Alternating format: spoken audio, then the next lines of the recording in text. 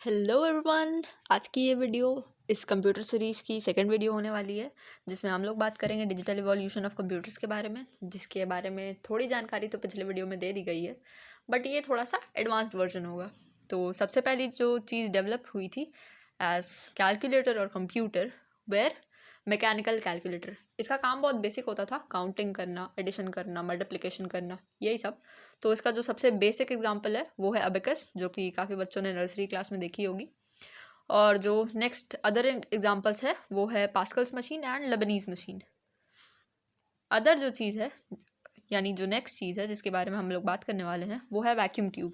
Vacuum tube वही है जो फर्स्ट जनरेशन की टेक्नोलॉजी में यूज़ हुई थी, और ये ग्लास इनकेस्ड इलेक्ट्रॉनिक कंपोनेंट होते थे जो कि एम्पलीफायर या फिर स्विचेस के तौर पर फंक्शन करते थे।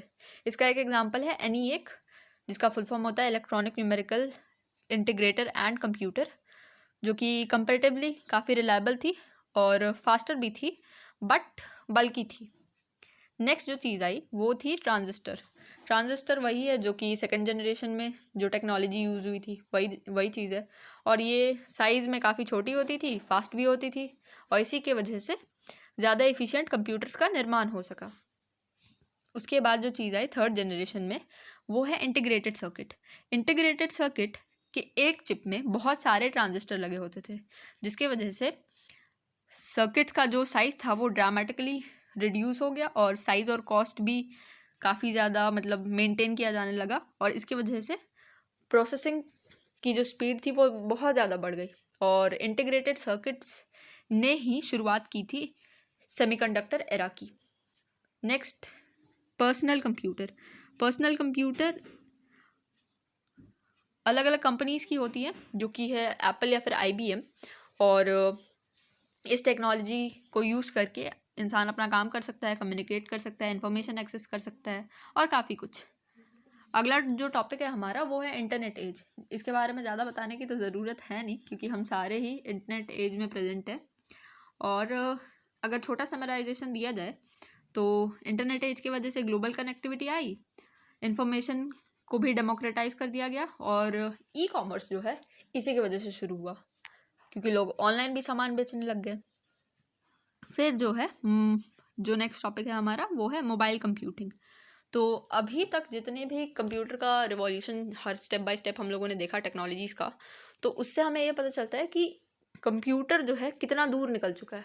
यानी कि सिर्फ कंप्यूटिंग जो जोड़ घटाव तक सीमित था, अब वो कितना दूर आ गया। अब मोबाइल कंप्यूटिंग के हेल्प से हम लोग काफ़ी कुछ कर सकते हैं। एंटरटेनमेंट तो बस उसका एक छोटा सा प्रोस्पेक्ट है।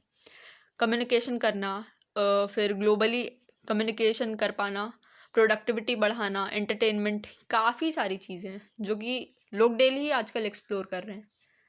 हमारा जो नेक्स्ट टॉपिक होने वाला है वो है आर्टिफिशियल इंटेलिजेंस। पता नहीं क्यों लोग इसके नाम से डर जाते हैं।